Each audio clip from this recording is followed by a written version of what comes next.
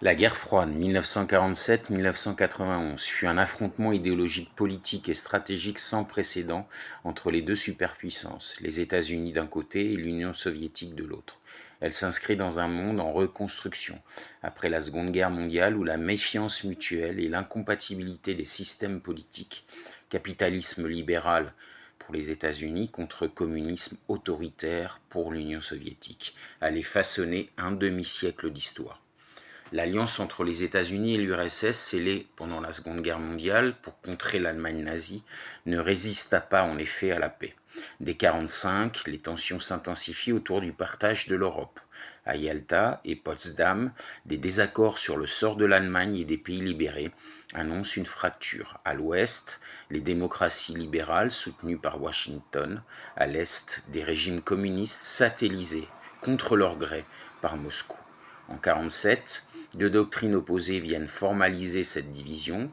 La doctrine Truman, les États-Unis se positionnent en effet comme les défenseurs des peuples contre l'expansion communiste, avec le plan Marshall comme outil économique en 1948.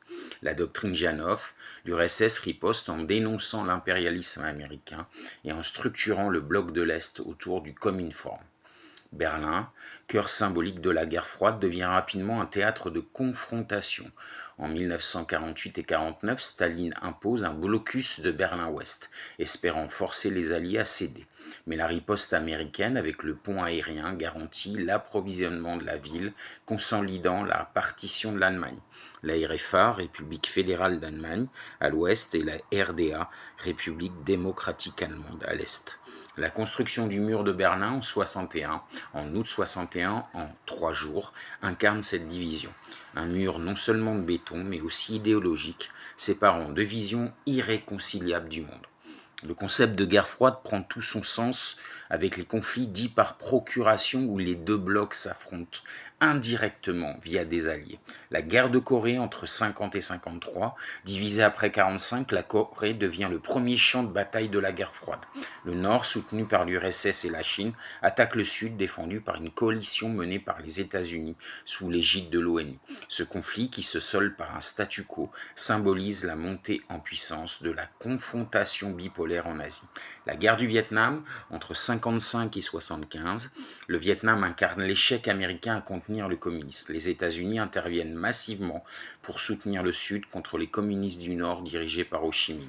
Mais l'enlisement militaire, le coût humain, en effet, 58 000 GI meurent au Vietnam, le double en rentrant chez eux, et la pression de l'opinion publique aboutissent à une débâcle. En 75, Saïgon tombe, marquant un triomphe symbolique pour l'URSS. En octobre 62, le monde fraude l'apocalypse nucléaire. Lors de la crise des missiles de Cuba, l'URSS installe des missiles nucléaires sur l'île communiste de Fidel Castro, à 2 pas des États-Unis.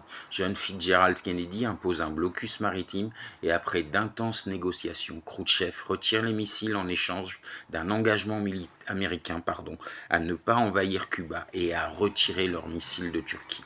Ce moment relève l'urgence d'un équilibre de la terreur et marque le début d'un dialogue stratégique. Mais il est de courte durée. En effet, dans les années 70, la peur d'un affrontement pousse les deux superpuissances, certes, à une relative détente. Des accords comme le SALT I, limitation des armes stratégiques, sont signés. Mais les tensions persistent. L'invasion soviétique de l'Afghanistan ravive la rivalité. Les États-Unis soutiennent les Moudjahidines. Pendant ce temps, l'URSS commence à vaciller, son économie peine à suivre la course aux armements imposée par les États-Unis et la stagnation politique affaiblit le régime.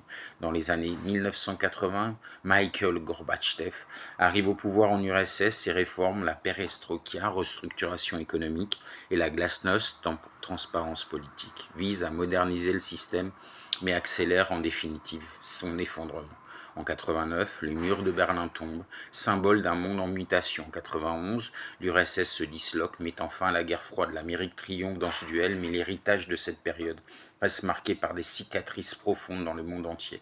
La guerre froide fut unique en ce qu'elle n'opposa jamais directement les deux superpuissances sur un champ de bataille.